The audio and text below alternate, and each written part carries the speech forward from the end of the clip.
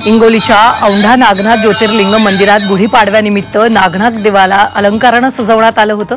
नागनाथाला सोन्याची विविध आभूषणे घालून सजवलं होतं। यावेळी दर्शनासाठी भाविकांनी मोठी गर्दी केली।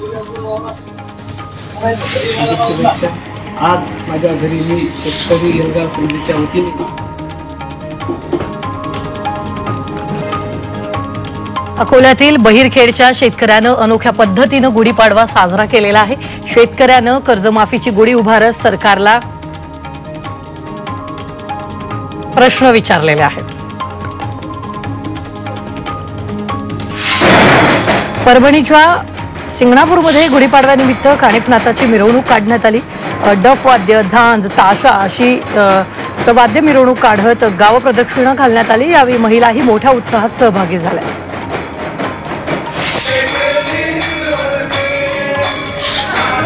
स्वामी समर्थांच्या प्रकट दिनानिमित्त अक्कलकोट शहरातून प्रभात फेरी काढली जाणार आहे। यावेळी पाळणा कार्यक्रम, भजन तसंच काकड आरती अशा विविध धार्मिक कार्यक्रमांचं आयोजन करण्यात आलंय।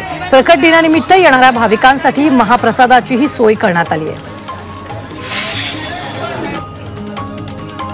पिंपरी चिंचवडच्या चरोली इथल्या थोरल्या पादुका मंदिरात 200 फूट उंच भगवा ध्वज उभारला जाणार आहे। चरोली इथं ज्ञानेश्वर माऊलींच्या पादुकांचं पूजन केलं जातं। त्याच परिसरात हा 200 फूट उंच भगवा ध्वज उभारला जाईल आणि गुढीपाडव्याच्या निमित्तानं त्याचं भूमिपूजन आमदार महेश लांडगे यांच्या हस्ते पार पडेल। परभणीत सरकारच्या निषेधार्थ शेतकऱ्यांनी काळी गुढी उभारली आहे। उपमुख्यमंत्री अजित पवार यांनी शेतकऱ्यांना कर्जमाफी देणं आणखी 3 वर्ष शक्य नसल्याचं म्हटलं। त्यांच्या या विधानाचा निषेध करण्यात आला। स्वाभिमानी शेतकरी संघटनेच्या नेतृत्वात ही काळी गुढी उभारण्यात आली। गुढीपाडवा आणि मराठी नववर्ष निमित्त लोणावळ्यात भव्य शोभायात्रेचं आयोजन करण्यात आलं। या शोभायात्रेत हजारो नागरिकांनी उत्साहानं सहभाग नोंदवला। पारंपरिक वेशभूषा, ढोल ताशांच्या गजरात शोभायात्रा दिमाखात निघाली। विविध मंडळ, महिला आणि युवकांनी देखावे साकारले।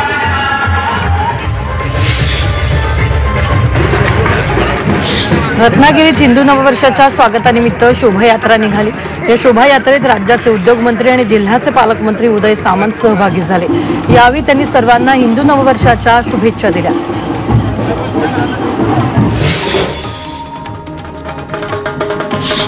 अलिबाग तालुक्यातील वाडगाव इथं गुढीपाडव्यानिमित्त शोभायात्रेचं आयोजन करण्यात आलं। यावेळी ढोल पथक, लेझिम पथक, बँजो पथक सहभागी झालं। या शोभायात्रेत ग्रामस्थ मोठ्या संख्येनं पारंपरिक वेशभूषेत सहभागी झाले। यावेळी घोडाही नाचवण्यात आला। हे पाहण्यासाठी नागरिकांनी गर्दी केली होती। तर यावेळी सहभागी ग्रामस्थ, लहान मुलं यांनी विविध मैदानी खेळाची प्रात्यक्षिकं सादर केली।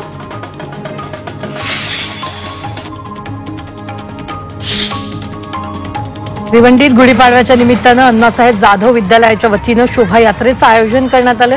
यावेळी विद्यार्थ्यांनी लेझिम तसंच ढोल ताशाच्या तालावर नृत्य सादर केलं। शोभायात्रेत चित्ररथही सादर करण्यात आला।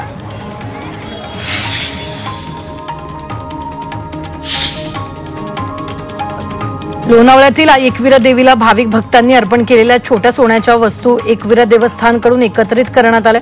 या सर्व सोन्याच्या छोट्या वस्तू वितळवून देवस्थान ट्रस्टनं तब्बल 1 किलो नवीन सोन्याचे दागिने देवीला बनवले। यामध्ये 2 मंगळसूत्र, 1 हार आहे। चैत्र यात्रेच्या निमित्तानं विधिवत पूजा करून या सोन्याचा दागिन्यांचा साज मातेला चढवण्यात येणार आहे। पाडव्याच्या निमित्त वाचन संस्कृती वाढवण्यासाठी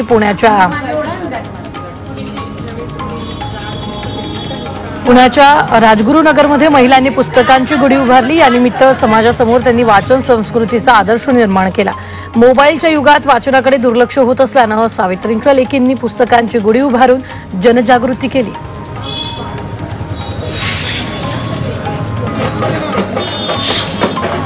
गुढीपाडव्यानिमित्त बीड शहरात शोभायात्रा काढण्यात आली। अशातच बीडमध्ये भव्य आकर्षक शोभायात्रेने लक्ष वेधून घेतलं। शहरातील डॉक्टर बाबासाहेब आंबेडकर चौकातून या यात्रेची सुरुवात झाली। दरम्यान महापुरुषाच्या वेशभूषा परिधान करून चिमुकल्यांनी लक्ष वेधून घेतलं। तर हत्ती, आकर्षक अश्वांचा मिरवणुकीत सहभाग होता।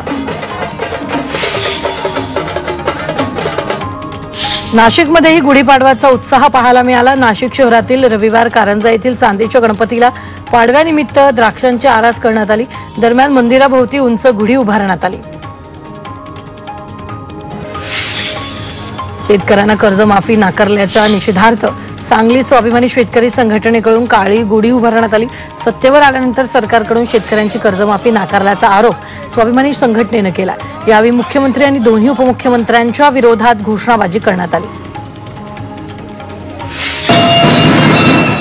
धुळ्यातील आई एकविरा देवी मंदिराच्या गाभाऱ्यात गुढीपाडव्याच्या निमित्तानं गुढी उभारण्यात आली। यावेळी देवीला आकर्षक साखरेच्या कंगणाच्या दागिन्यांनी सजवलं, तसंच मोठ्या संख्येनं या ठिकाणी भाविक दर्शनासाठी आले।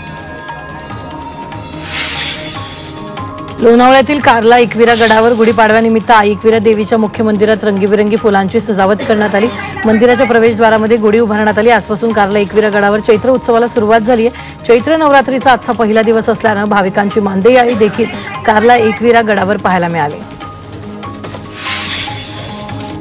उत्तराखंडात मोठ्या उत्साहात चैत्र नवरात्रीचा पहिला दिवस साजरा करण्यात आला।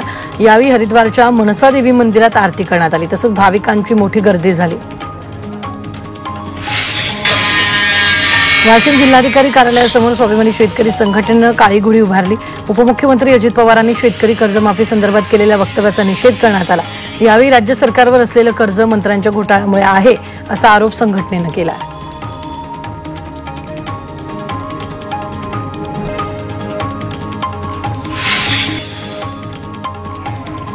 आदिवासी वन हक्क कायद्याच्या योग्य अंमलबजावणीसाठी नंदुरबारमध्ये निदर्शनं करण्यात आली। सत्यशोधक शेतकरी सभा आणि सत्यशोधक ग्रामीण कष्टकरी सभेनं आंदोलन केलं।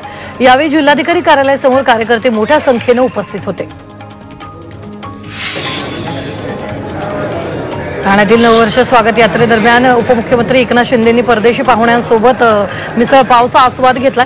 एकनाथ शिंदे यांनी स्वागत यात्रेसाठी आलेल्या परदेशी पाहुण्यांसोबत इंग्रजीत गप्पा मारला। यावेळी त्यांच्यासोबत परिवहन मंत्री प्रताप सरनाईक, खासदार नरेश मस्के, रवींद्र फाटक देखील होते। मराठी नववर्षाच्या पहिल्याच दिवशी ठाण्यात शिवसेना उद्धव बाळासाहेब ठाकरे पक्षाला धक्का बसलाय। शिवसेना उद्धव बाळासाहेब ठाकरे पक्षाचे ठाणे विभाग प्रमुख प्रकाश पायरेंसह इतर पदाधिकाऱ्यांनी शिवसेनेत प्रवेश केला। एकनाथ शिंदे यांच्या उपस्थितीत हा पक्ष प्रवेश पार पडला। माऊळच्या देहूतील जगद्गुरू संत तुकाराम महाराज संस्थानचे अध्यक्ष आणि विश्वस्त पदासाठी उद्या मतदान होणार आहे। संस्थानच्या पित्ती धर्मशाळेत सकाळी 8 ते सायंकाळी 5 या वेळेत मतदान प्रक्रिया पार पडेल। त्यानंतर मतमोजणी होणार, तर निकाल रात्री उशिरात जाहीर केला जाईल। कॉमेडियन कुणाल कामराला 3rd डिग्री देण्याच्या वक्तव्यावर मंत्री शंभूराज देसाई ठाम आहे। कामरानं माफी न मागितल्यास टायरमधील पाहुणचार देण्याच्या वक्तव्याचा पुनरुच्चार देखील त्यांनी केला। तसंच कुणाल कामराचं लिखाण आणि गाणी 2 गटात तेढ निर्माण करणार असल्याचं मत देसाई यांनी व्यक्त केलंय। मनसेच्या गुढीपाडवा मेळाव्या दिवशीच मनसेमधील अंतर्गत वाद पुन्हा एकदा चव्हाट्यावर आलाय। पालघरच्या बोईसर येथील मनसेच्या बॅनरवरील अविनाश जाधव यांच्या फोटोला काळं फासण्यात आलंय। त्यामुळे मनसे नेते अविनाश जाधव आणि पालघरमधील मनसैनी यांच्यात असलेली दरी पुन्हा एकदा उघड झाली आहे। अपघातग्रस्तांना देण्यात येणाऱ्या भरपाईच्या रकमेतून विमा योजनेद्वारे मिळणारी रक्कम वजा करता येणार नाही असा महत्त्वपूर्ण निर्वाळा मुंबई हायकोर्टानं दिलाय। मोटार वाहन कायद्यानुसार त्यांना पूर्ण भरपाई मिळण्याचा अधिकार आहे। यावर कोर्टानं शिक्कामोर्तब केलंय।